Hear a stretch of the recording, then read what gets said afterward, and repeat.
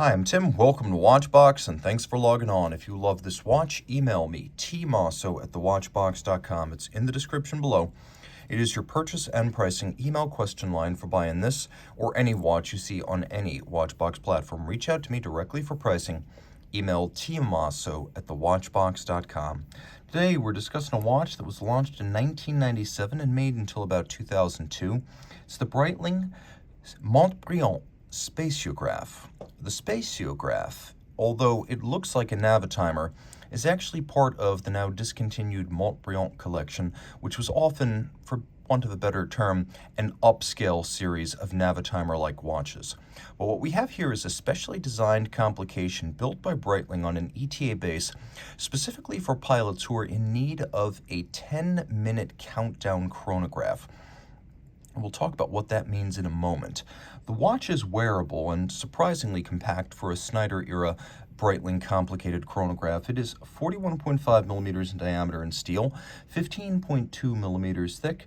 The Spatiographe is 47.4 millimeters from lug tip to lug tip, and it has a surprisingly broad 22 millimeter spacing between the lugs, which makes it look far more modern than its late 90s vintage.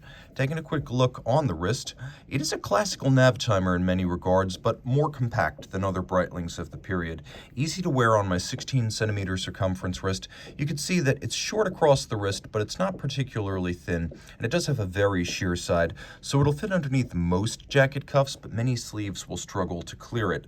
Taking a quick look at the strap, it's standard aviator's fare, black calfskin, thickly bolstered, with a sheer cut side, a contrasting stitch, calfskin on the bottom, very supple. Breitling calfskin straps are among the finest in the business.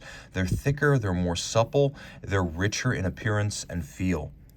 Taking a quick look at the pin buckle itself, you can see this is a prior era of Breitling, because back then the B had winglets. The buckle is actually a pretty clever piece, as it has an elevated bridge, and so when you put the strap in the buckle sits more or less straddling the strap, and the strap is completely housed, so it doesn't add extra thickness on your wrist as it would if the bridge itself were level with the prongs on the side. Small but thoughtful details. The case is pure Navitimer. As you can see, it's got a relatively narrow mid-case, though a rather large case back. We have evidence that this case has been polished in the past. I would say the case is about a 7.5 out of 10, maybe a 7. The dial is 100, and functionally the watch is 100, but this is a watch that's more of a daily driver than a collector piece, strictly speaking.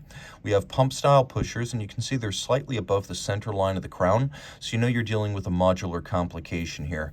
And then we have the famous logarithmic scale circular slide rule bezel, which is, for the most part, used for multiplication and division, and Breitling has a nice tutorial on its website that's valid for all of these, and very quickly you can learn to beat your friends in their smartphones when calculating tips at restaurants. It's a very user-friendly system that's intuitive once you get a handle of it.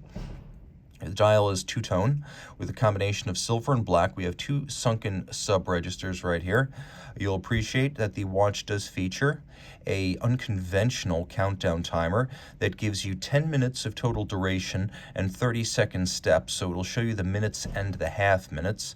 Now, the watch also includes a remarkably ornate tip to its lancet-style seconds hand. That's the only time I can recall seeing that specific hand design on a Breitling watch. And you'll also appreciate that the hour markers themselves are rather radically tapered. They have almost a coffin-like profile to them rather than the baton look that's standard on most Navitimer dials with applique. You can see that there is a 3-hour chronograph register that shows you the 10-minute steps along the way, and then you've got your constant seconds over at 3 o'clock.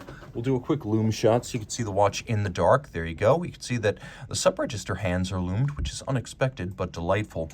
This is a different era of Breitling watchmaking, as this was one of the pre-2000 models, so you can see that when you start to tilt, there's a little bit of a darker tone to the crystal. That's because this was the era in which many Breitling watches used mineral crystals, a transitional material between the prior plexiglass and the later sapphires. The dial is also distinct from many Navitimers in that it features a gloss base. Again, the combination of the ornate hands, the applique indices, the gloss base, that is because this is part of the Montbrillant collection, which was always a little bit more luxurious than the Navitimers.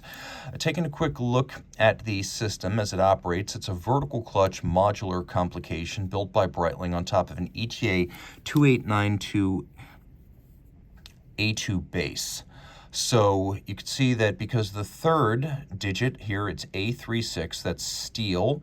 36 is caliber 36, which is what we have right here, the 2892 base with the Breitling module. Then 0 means that it is pre-chronometer certification. They're still quite accurate, just take note, that's why it doesn't say chronomet on the dial. The watch is 30 meters water resistant. The automatic winding system energizes a 42-hour power reserve. It beats away at 8 beats per second. There's a vertical clutch system to engage the chronograph, and the watch does feature a stop second system if you want to synchronize the watch precisely to a reference time. Reach out to Team Mosso at thewatchbox.com for purchase and pricing details of this rare and highly collectible Breitling Spatiographe.